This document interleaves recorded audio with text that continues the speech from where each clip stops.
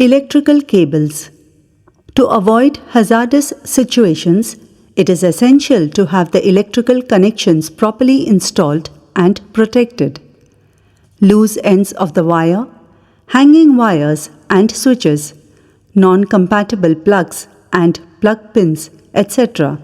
must be avoided. Usage of makeshift arrangements to fix the plug pins in the sockets with matchsticks or toothpicks or other articles should be prohibited. First aid box. Necessary for daycare center. The location of the first aid box should be known and accessible to all the staff members. The contents of the box should be checked for expiry every month and documented as shown in A. Emergency tray or crash cart or CPR tray. Emergency tray or crash cart or CPR tray should be numbered. It should have a list of items with a quantity. Handover to be done and documented every shift. List of displays essentially in 2 languages.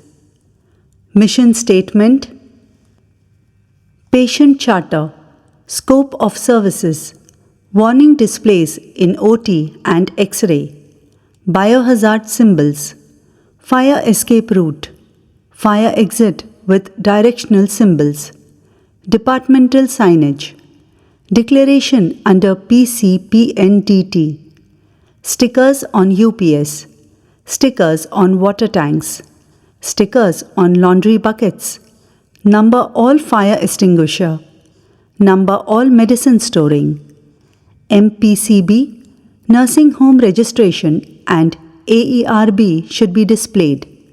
Emergency code to be displayed at the nursing location. Warning labels on all hazmat containers. Display board. Ensure that the display board is readable, clean and well illuminated. Please note that as per various surveys, about 20% of the patients walk in by looking at the board, and hence it is very important to create a first good impression. Acquaintance with outsourced facilities. Ensure to visit at least once a year to frequently used outsourced facilities like path labs, diagnostic centers, canteen and laundry. This will help you get insight into your suppliers and to know whether they are doing things correctly and to your satisfaction. Please see our video on how to inspect outsourced activities.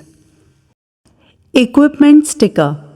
All the equipment should have a label or sticker giving all the details of make, model, date of purchase, date of servicing or calibration, etc.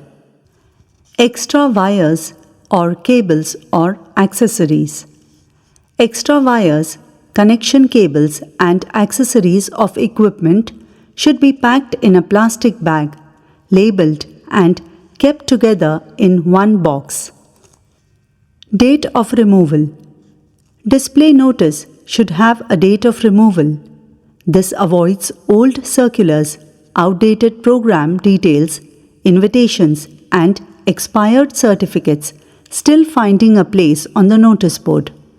This gives the impression to the visitors that the hospital is not bothered about the information being published or displayed. Seldom required items, lost and found area. Every hospital should identify one area each to keep items that are required occasionally, common items and lost and found items. Emergency numbers.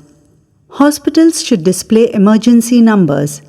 The reception staff should have telephone numbers of nearby hospitals, referring doctors and service providers like electricians and plumbers. Labels. In many places, the labels are soiled or irrelevant, and hence all the labels should be reviewed for neatness, correctness and appropriateness at least once in 3 months. Items needing some attention. Make a list of items that you are tolerating. Prepare budget and time-bound schedule, either to repair or dispose of.